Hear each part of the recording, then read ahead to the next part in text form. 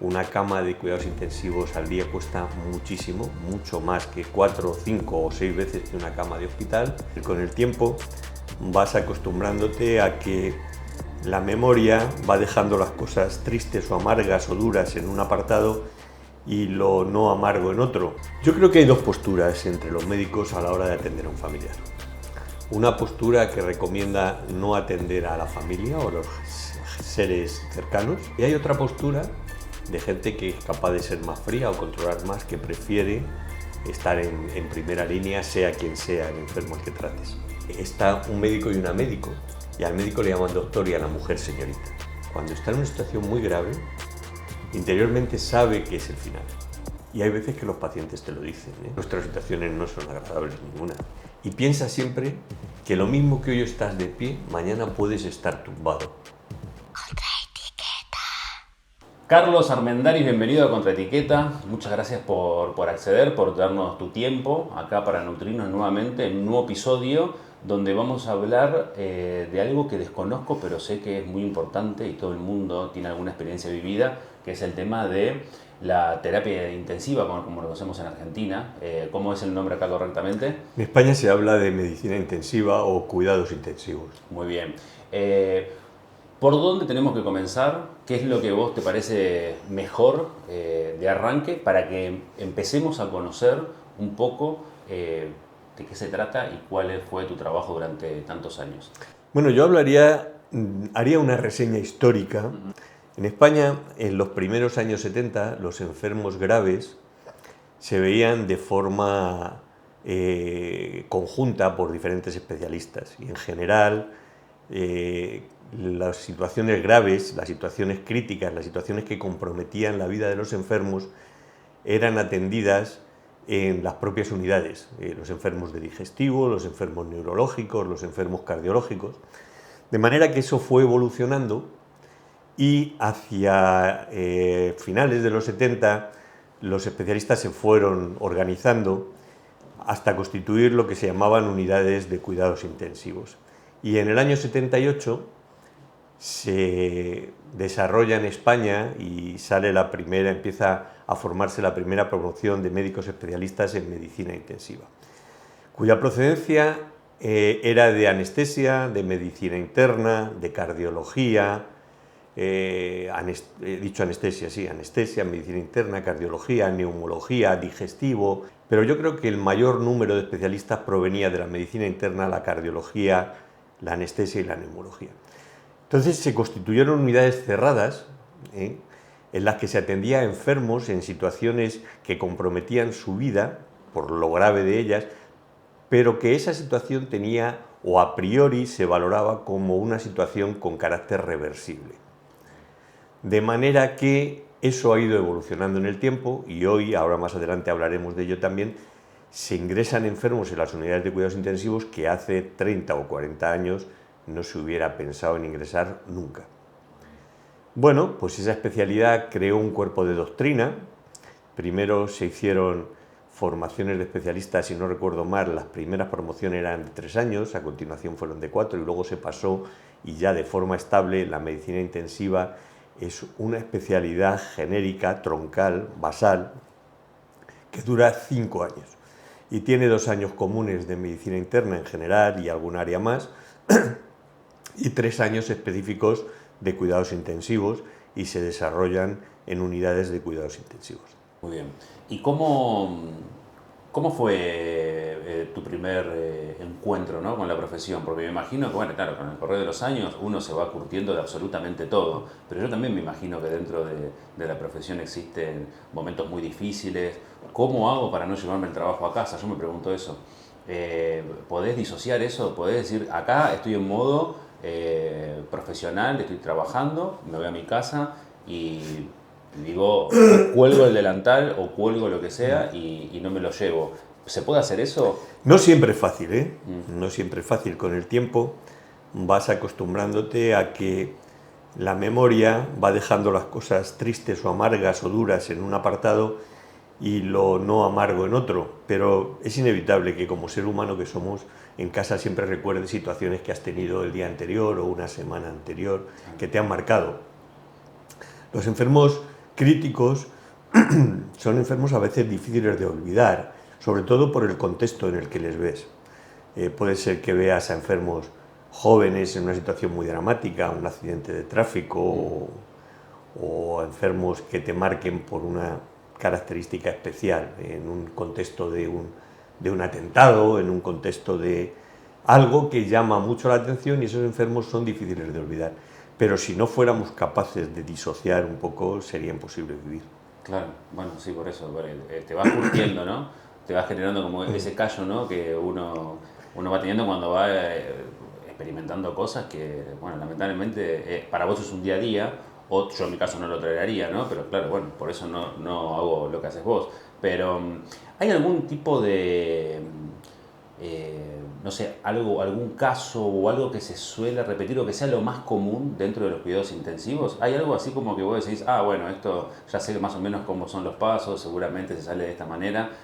¿Hay algo que se repite? Sí, por supuesto, hay patologías repetitivas. Sí. Las sepsis, las infecciones generalizadas, es una cosa que se repite. Los problemas cardíacos agudos, los infartos, los problemas neurológicos agudos, las crisis epilépticas, los estatus epilépticos, enfermedades infecciosas múltiples que no solo producen una sepsis, sino que pueden producir otra serie de síntomas, una meningitis. Sí, es como todo, la patología es repetitiva, con más o menos frecuencia. Hay algunas que ocupan un porcentaje mayor en el número de pacientes atendidos y otras que ocupan un porcentaje menor, que es lo que algunas veces los médicos decimos es un caso bonito, pero los casos bonitos suelen ser casos complicados y generalmente el que está tumbado en la cama es el paciente, y hay que pensar que ese caso complicado hay que tratarlo con el mismo o más interés que el resto. ¿Cómo hace uno como familiar, ¿no? Cuando tiene a alguien, me tomo la parte de corazón que me dijiste, ¿no? Que hay como, tenés unos pasos a seguir y cosas que son en tu trabajo lo cotidiano.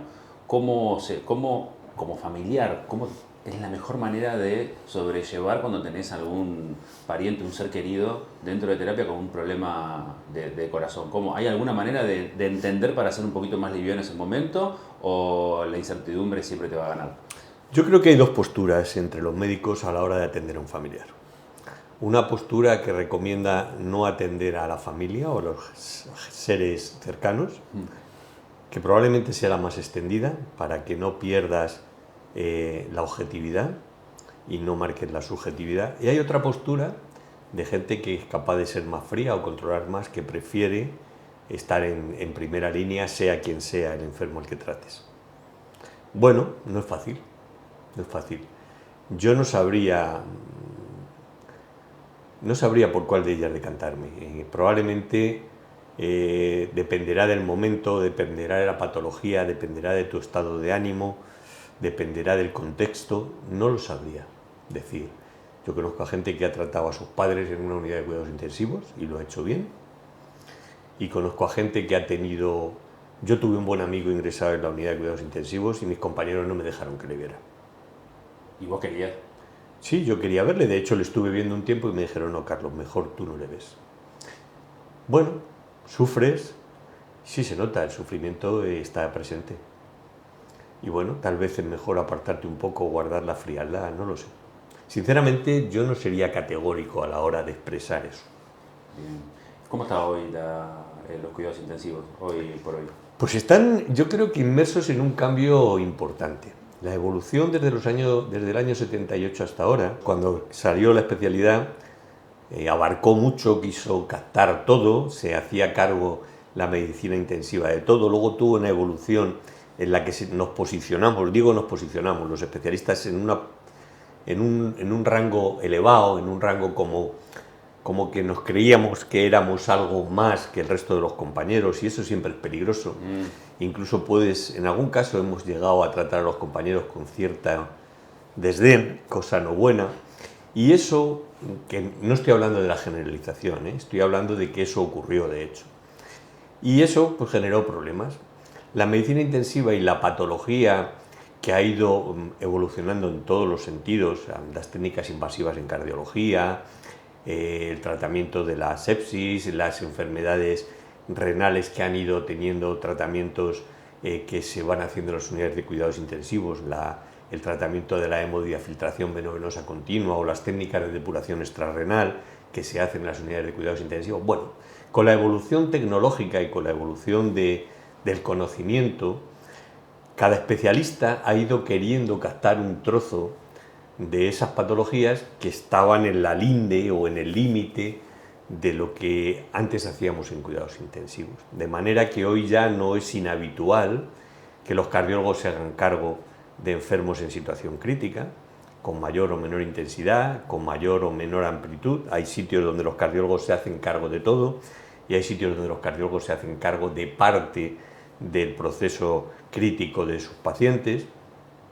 Han surgido las unidades de ventilación no invasiva, cosa que antes se venía haciendo bien en las unidades de cuidados intensivos o bien en planta, dependiendo de la edad y la gravedad del cuadro. Esto se ha desarrollado más a raíz del COVID. A raíz del COVID empezaron a surgir unidades de ventilación no invasiva que se llamaban UCRIs y que hoy han cogido una importancia mayor y ya en prácticamente casi todos los hospitales hay unidades no con muchas camas, pero sí que ventilan de forma no invasiva a sus pacientes. No invasiva quiere decir que no se permeabiliza la vía aérea con un tubo endotraqueal, que se pone una mascarilla y que se ventila así al paciente. Bueno, pues está evolucionando. Hace no tantos años, ingresar a un enfermo oncológico en una unidad de cuidados intensivos era una cosa anecdótica. Hoy es una cosa relativamente frecuente. La patología oncológica en los últimos tiempos ha recibido una avalancha de tecnología referido a los tratamientos médicos que hacen que el pronóstico de muchísimas patologías oncológicas haya cambiado de forma llamativa y significativa, para mejor. Sí. Pronósticos que antes se ceñían a un año y pico, hoy pueden ser de 8, de 9 o de 10 años.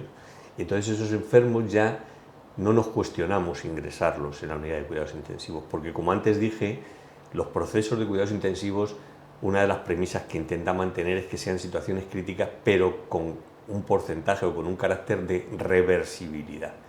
Si no se prevé que sean reversibles, pues se evita ingresar. Los cuidados intensivos son de un coste material y humano altísimo. Una cama de cuidados intensivos al día cuesta muchísimo, mucho más que 4, 5 o 6 veces que una cama de hospital, y la tecnología que se utiliza en los cuidados intensivos es una tecnología de primera línea. Por lo tanto, a la hora de valorar ingresar a un paciente hay que hacer una valoración no solo con criterios clínicos, que son probablemente los más importantes, pero también con criterios tecnológicos. No puedes ingresar a un paciente y dedicarle unos criterios tecnológicos si las posibilidades de sobrevida son muy pequeñas, porque eso sería lo que llamamos en medicina intensiva futilidad terapéutica o encarnizamiento terapéutico. Bueno. Ok, clarísimo, Carlos. ¿Sabes qué? Hay una cosa que pasa, me pasó por experiencias personales, por conocidos, por escuchar o porque me contaron en Argentina, y también lo escuché con alguna persona hablando acá. Que justo me diste el pie recién cuando dijiste, no ingresás a alguien que no tiene chances de salir, ¿no? Pero pasa a veces que por ahí ingresó un paciente, se agravó mucho la situación en cuidados intensivos o en terapia intensiva, como decimos en Argentina, y después te dicen, mejor que te lo lleves a casa. Y nosotros, por todo lo que vamos escuchando, porque uno te va haciendo grande y vas viendo que se repiten ciertos patrones, en muchos lugares, no digo en todos, pero hay muchos hospitales donde no se quieren quedar con eso, como que te dicen, mirá, mejor está como estable, llévatelo, esto que el otro, cuando vos sabés que no es así. Entonces, yo no te digo si te pasó alguna experiencia muy personal o vivido dentro de donde vos trabajabas, pero sí por ahí sabés que esto puede llegar a pasar. ¿Y por qué no? ¿Por qué, si sabés que está súper complicado, por qué muchas veces se le dice a la familia, está bien, llévatelo si el desenlace es próximo? Son decisiones que nunca son fáciles de tomar, ¿no? Sí. Cuando vas a ingresar a un paciente, nosotros también nos ayudamos con escalas de gravedad. Hay escalas de gravedad que son el Apache, el SAP, etcétera, una serie de escalas de gravedad en la situación del paciente y la analítica que tú tienes cuando el paciente ingresa, que te pueden hacer una idea de que esa escala de gravedad te puede dar unos porcentajes de sobrevida, ¿no?, después de ingresar. Pero medicina no son matemáticas. Desgraciadamente, si fueran matemáticas, nunca nos equivocaríamos, ¿no? Y eso no es así. Hay veces que ingresas a un paciente pensando que la cosa va a ir bien y se te complica durante el proceso, ¿no? Y se te complica porque hay patologías que van dando la cara y van apareciendo fallos orgánicos, que tú ingresas a un paciente que tiene un fallo pulmonar y a ese se añade un fallo cardiológico y a ese se añade un fallo renal o un fallo hematológico, y resulta que cuando te aparecen muchos fallos, lo que denominamos el fallo multiorgánico, el paciente puede llegar a una situación que ya no es reversible, y hay veces que tienes que plantearte cuándo paras. Claro. Eso ocurre, eso ocurre. Esa decisión hay veces que se puede consensuar con la familia y en otras ocasiones muy pocas, porque a la familia siempre hay que tenerla al día. Son decisiones pura y meramente clínicas en las que a lo mejor ni siquiera es prudente comunicar a la familia eso para no agravar la ansiedad y la angustia que genera, ¿no? Pero bueno, esto es así. Los procesos médicos no son matemáticas, nunca. Y cosas que parecían fáciles ayer, hoy son muy difíciles o viceversa.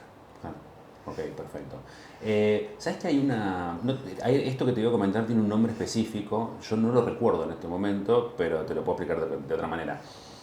Viste que cuando hay pacientes que están muy complicados, pero muy complicados, en un estadio ya final, tienen una recuperación, parece que tienen una cosa de que vuelven como si se pusiesen bien, que les dura por ahí 24 horas, y después, normalmente, esto le pasa estando en cuidados intensivos o en terapia, que después es como que a esa reacción, a ese volver en sí, a ese parecer que mejoró, se lo llama, tiene un nombre, pero después es como si fuese el saludo final, esa recuperación final. ¿Te pasó?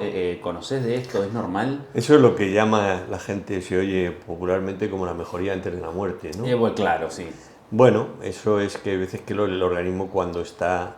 Ten en cuenta que somos animalitos, ¿no? Y un animal, una cosa que no pierde nunca es los instintos. Y el último instinto que se pierde es el instinto de supervivencia.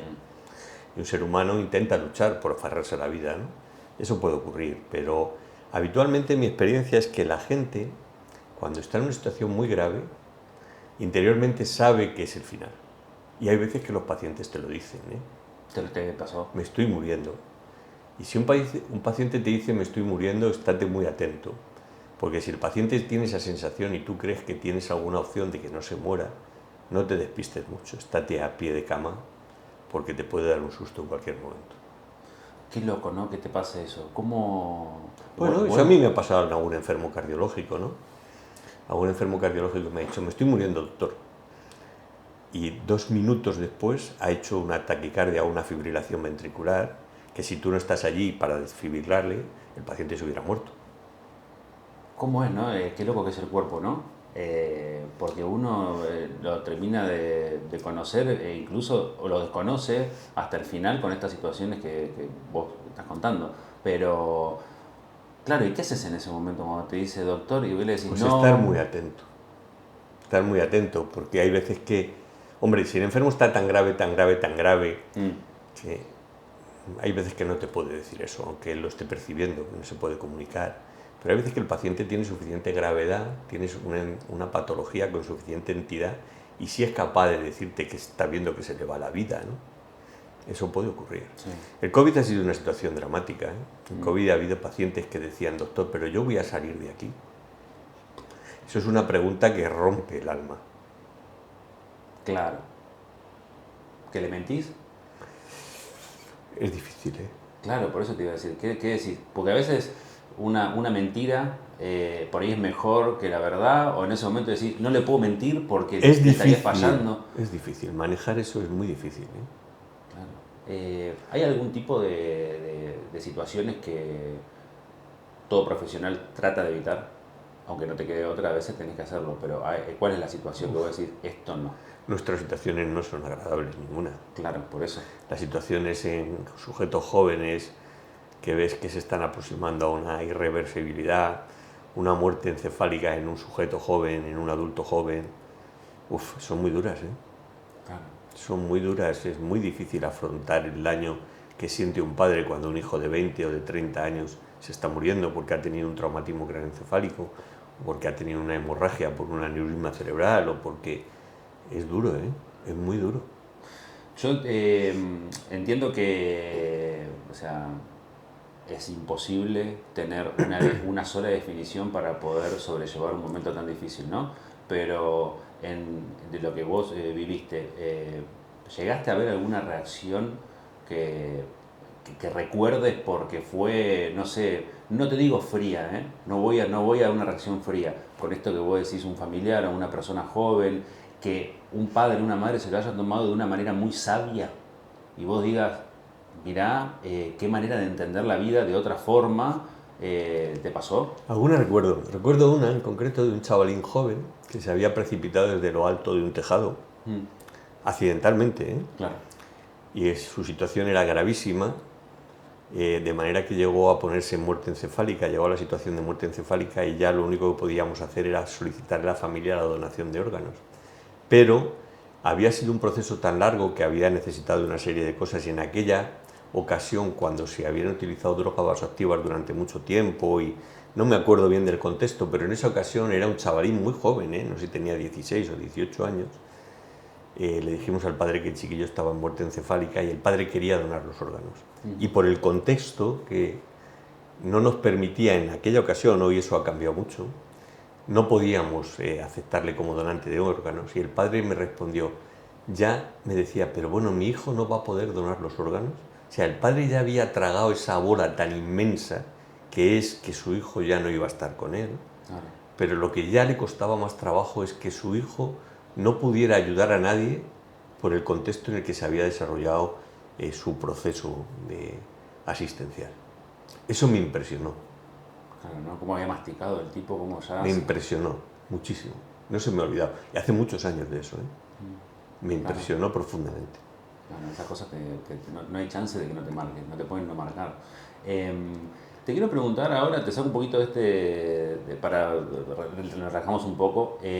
¿Cómo está el nivel hoy en España? Porque venimos hablando nos contaste un poquito de historia, ¿no? Y cómo es el camino de tu profesión, pero hubo mucho cambio en el medio. ¿Cómo está hoy?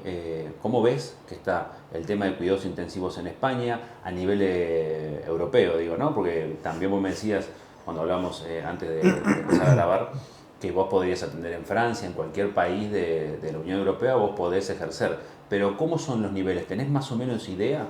Los médicos españoles tienen un nivel excelente prácticamente en todas las especialidades. Sí. Cualquier médico español que vaya a trabajar a Europa es bien recibido. Bien. Estamos generalizando. Habrá personas que no tengan una buena formación, sin duda, serán casos puntuales. Pero la formación global de los médicos españoles, me atrevería a decir, con lo que representa, vamos a hablar popularmente de chulería esto, los médicos españoles tienen en general una formación de primera línea para poder trabajar en cualquier lugar. Un médico español que trabaje en Europa va a trabajar bien y lo va a hacer bien. Un médico español que trabaje en los Estados Unidos va a trabajar bien y lo va a hacer bien. De manera que eso no creo que sea un problema. El sistema de formación de posgrado español es un sistema de éxito, que a lo mejor habría que retocar en algunos aspectos, pero que lleva muchísimos años y es un sistema de éxito sin duda. Bien. ¿Y cuál es ese punto que vos tocarías? Por ejemplo, eso que vos decís, yo ajustaría un poquito acá. Pues igual hay que ajustar la organización, pero sobre todo desde el punto de vista organizativo, la organización del trabajo durante la formación. Pero poco más, el contenido, el desarrollo, a mí me parece muy bueno, me parece muy, muy bueno. Y vamos, no es que me parezca a mí, es que a los datos internacionales me atengo, ¿no? Sí. Cualquier médico español es bien recibido en cualquier sitio, seguro. Muy bien, muy bien. ¿Y cómo...? Bueno, ¿y qué pasa, por ejemplo, con médicos que ves de otras nacionalidades? Cualquiera, la que Hay te de ocurra. todo. Ahora mismo, en este contexto, yo he vivido la época en la que éramos muchísimos médicos. Cuando yo acabé la carrera era un verdadero problema encontrar trabajo. Ah, mira. Éramos muchísimos. Entrábamos en la facultad cada año 3.000 médicos, 3.000 estudiantes. Y cuando acabamos, que acabábamos muchos, el trabajo era complicado. La primera vez que yo me examiné para hacer la especialidad, para el examen de ámbito nacional que se llama MIR, el médico interno y residente, nos presentamos casi 30.000 personas y había en torno a 700 plazas. Era una verdadera barbaridad, eso desanimaba a cualquiera. Claro. Hoy prácticamente los aspirantes son 1 o 2 por plaza. La cosa ha cambiado sustancialmente y sin embargo hay dificultades para encontrar médicos y de algunas especialidades más que de otras. La medicina de atención primaria hay una escasez importante de médicos y en otras especialidades también, sin duda. Y eso está generando la carencia de médicos en pueblos, en áreas de atención primaria en ciudades. ¿Cuáles son las causas? Yo creo que eso es difícil de analizar, no es sencillo. Hay muchas causas, no es solo una. Y claro, no me corresponde a mí opinar aquí sobre eso. Yo creo que eso tienen que ser las autoridades sanitarias quienes se planteen eso con ayuda de los profesionales que conocen el medio. Esa es mi opinión. Claro. ¿Y esto qué pasa? ¿A vos te parece que hay mucho médico que por una cuestión de salario se está yendo de España y trabaja en otros países donde hay una mejor ganancia? ¿O... Algunos sí, ¿Sí? Algunos sin duda. Hay médicos que quieren una estabilidad laboral. En España se va haciendo cada vez más estabilidad laboral y eso va por regiones. Hay comunidades autónomas que estabilizan mucho más a sus médicos y que sacan muchas más oposiciones. Véase Castilla-La Mancha, por ejemplo.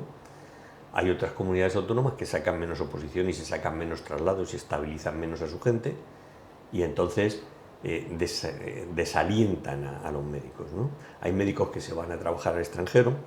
Bien, el salario es importante, las condiciones laborales, las horas de trabajo anual, sin duda. Yo creo que también el deslumbramiento tecnológico es importante.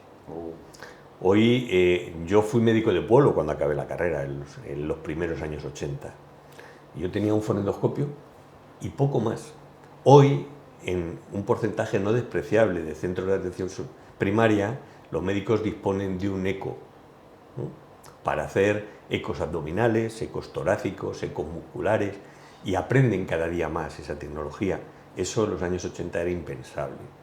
El deslumbramiento tecnológico también influye, porque los médicos, como somos seres humanos, queremos progresar en nuestra especialización, queremos dominar temas, queremos resolver, y eso es humano y es razonable.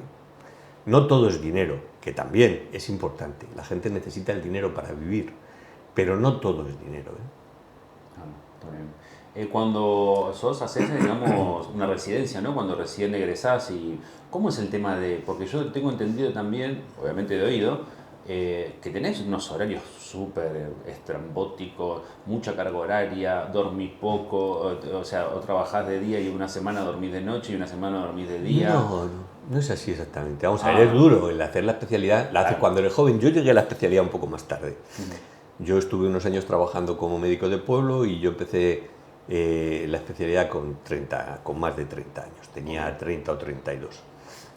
Y bueno, cuando haces la especialidad, en cuidados intensivos es una especialidad dura, tienes que hacer guardias. Yo hacía 6, 8 guardias al mes, en las que hay veces que duermes y hay veces que no duermes, en las que tienes que estar en tensión. Nosotros casi siempre librábamos la guardia del día siguiente, o sea que habíamos entrado a trabajar hoy a las 8 de la mañana y mañana a las 12 de la mañana o a las 11 nos íbamos a casa en general. Había veces que no, pero la norma era así. Hoy el 100% prácticamente de los residentes se van al día siguiente a las 8 o las 9 de la mañana, o sea que trabajan 24 horas. Es duro, es cansado, pero bueno, esta profesión es así. ¿Se podría organizar mejor? Sin duda. Cualquier cosa es susceptible de mejorar, sin duda.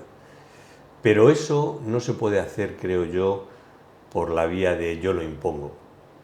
Yo creo que eso se debe trabajar en mesas en las que haya profesionales, en las que haya políticos sanitarios, en las que haya incluso parte de la sociedad, que represente a la sociedad y que diga: ¿a usted cómo le gustaría que le atendiera un médico? ¿Bien descansado o que esté cansado? Eso es importante también. Pero vamos, yo creo que tampoco hay que sacar de quicio las cosas, En España, el hacer la especialidad yo creo que es llevadero. Influye también la formación que has tenido de joven, cómo te han educado en casa, qué estás dispuesto a a sacrificar.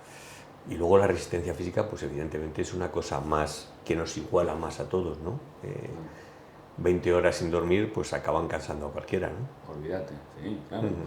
¿Existía algún tipo de trato diferente entre profesionales hombres y mujeres? Porque por ahí, viste que siempre existe ese ninguneo o ese desdén, como hablaste vos en un momento. ¿Había socialmente antes algo entre el hombre y la mujer que hoy no está más? O incluso con los propios, con la familia de los pacientes.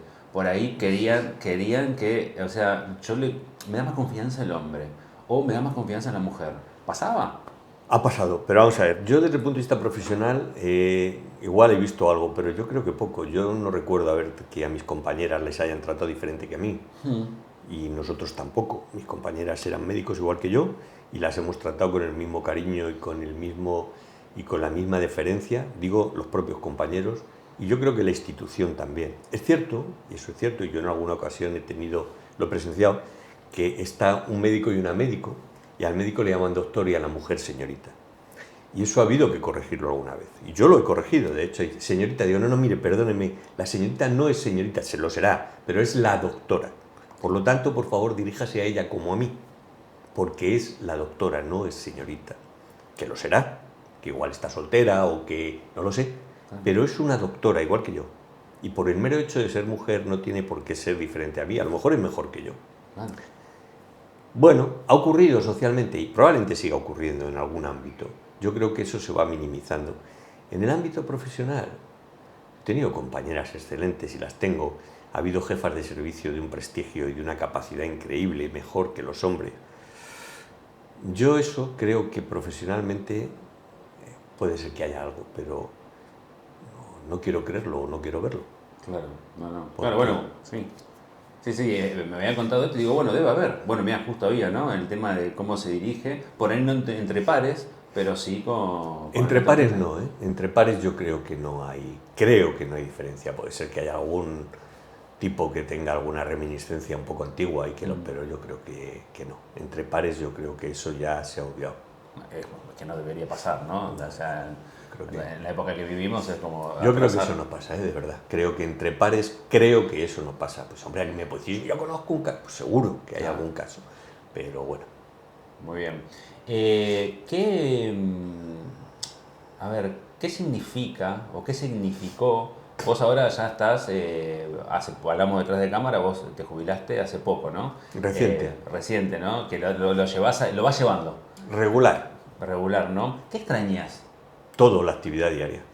¿Pero es la rutina? No, la actividad diaria, tu relación con tus compañeros, con las personas, pierdes actividad social también. Sí. Y eso es muy importante. Es muy duro perder actividad social. Probablemente porque tu subconsciente te va diciendo que te estás haciendo viejo y eso tampoco es fácil de entender. Pero sí cambia, ¿eh? Yo vamos, si tengo opción voy a volver a trabajar. ¿Vos podrías ejercer? Sí, tendrías que renunciar a la pensión y esperar para luego recuperar la jubilación al cabo de un tiempo. Pero yo si puedo lo voy a hacer porque para mí es muy duro, ¿eh? Me está costando mucho trabajo. ¿Podrías volver al médico de pueblo, por ejemplo? Tal vez. ¿Es algo que te llama la atención? ¿Te gustaría volver a eso? No lo sé, tal vez, es una opción, ¿eh? Es una opción. ¿Sabes que miraba, no sé si lo conoces, pues por ahí sí, estaba mirando la historia de Favaloro. Favaloro es un cirujano cardíaco argentino que viajaba cada mes o cada semana a Nueva York, donde tenía un tipo prestigioso. No era un cirujano, creo que era una familia, no sé si eran un padre y un hijo o que era un tipo de mucho prestigio, que no sé cómo está eso y ese hombre o esa familia cómo están, porque el viejo debía ser muy mayor, ¿no? O ha fallecido ya. Lo que pasa es que René Favaloro, él fue el que creó el bypass. El bypass aortocoronario. Sí, era un tipo muy prestigioso. Muy prestigioso. Pero me hiciste acordar, ¿sabes por qué? Porque él fue toda su vida un médico rural. Bueno, hay muchos médicos rurales que han desarrollado luego actividades muy interesantes, muy interesantes, que han sido grandes cirujanos o grandes traumatólogos.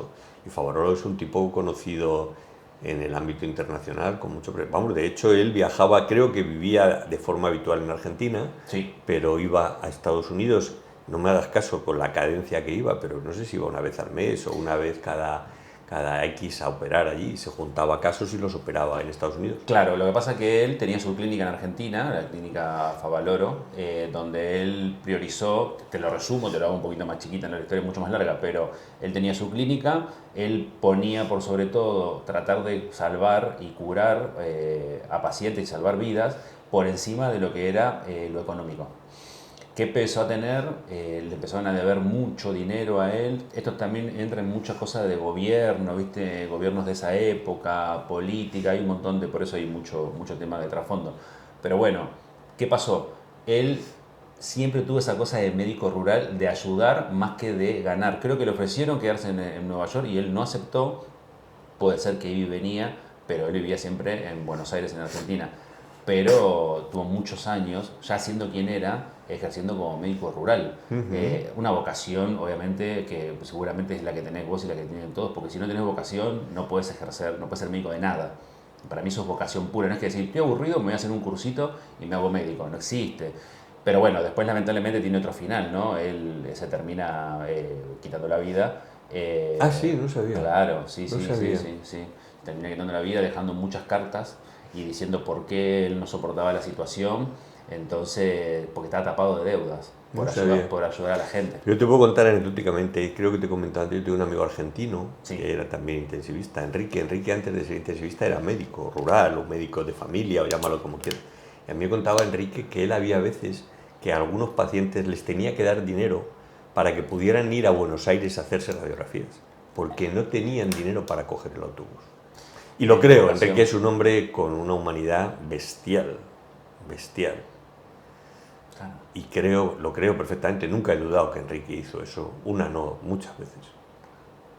Qué groso, ¿no? Qué groso, qué grande. Porque no debe sobrar, ¿no? Creo que no debe sobrar gente así en ningún ambiente de la vida, pero en ninguna profesión ni nada. Pero cuando lo tenés, es como vos decís, bueno, qué bien que todavía queda gente así, Sin duda, ¿no? sin Es duda. importantísimo, Hay mucha gente buena, hay gente mala, pero yo creo que hay mucha gente buena. seguramente. ¿Qué, bueno, qué es, o qué fue, o qué le querés decir a la gente?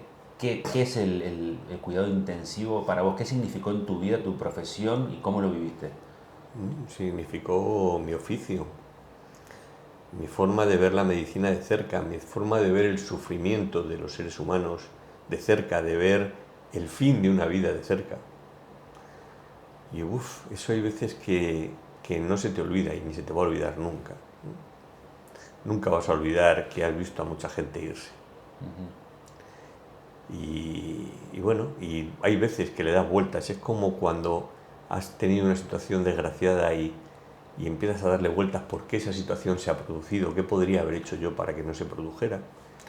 Y veces que te preguntas que has hecho las cosas bien o de acuerdo a un protocolo o de acuerdo a una situación y un paciente se te ha ido y bueno, te machaca, probablemente durante no mucho tiempo, porque si no ya te decía antes que sería imposible de gestionar. Pero ocurre y eso te marca, la vida te la marca. El haber vivido de cerca el final de la vida de muchas personas no es fácil. ¿Qué le dirías a alguien que está haciendo, digamos, está empezando la carrera, está pensando en una especialidad o incluso está pensando en tu especialidad?